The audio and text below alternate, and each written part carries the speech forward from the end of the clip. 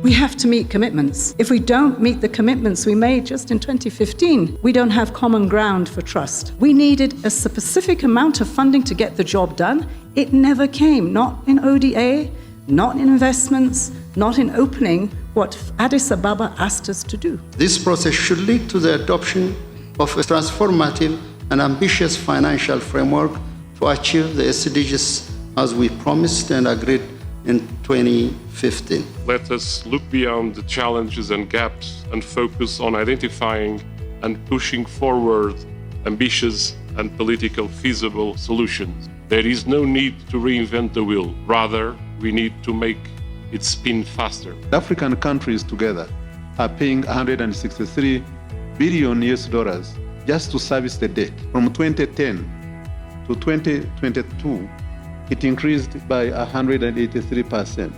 In other words, countries are highly indebted. There is no room for spending on other areas that would improve the SDGs that we talk about. Ethiopia has bolstered domestic resource mobilization through tax reforms and improved administration, resulting in a 24.8% average increase in revenue over the past 3 years. Challenges such as tax avoidance and a large informal sector continue to affect revenue mobilization and collection. The main source of Norway's prosperity is gender equality. So moving forward, it would be important for us to promote equal access to resources, property, credit, and technology, regardless of gender.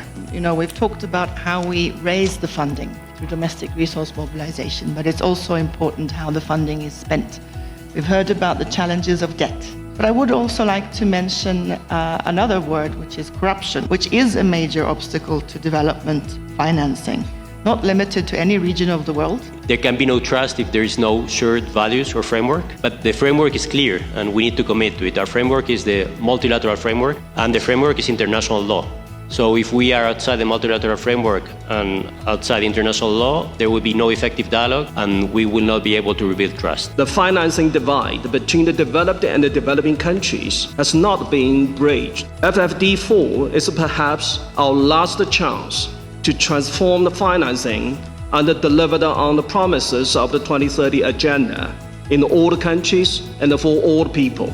I really hope that we can align the ambitions of the G20, of the FFD, of the Summit of the Future, and of COP29.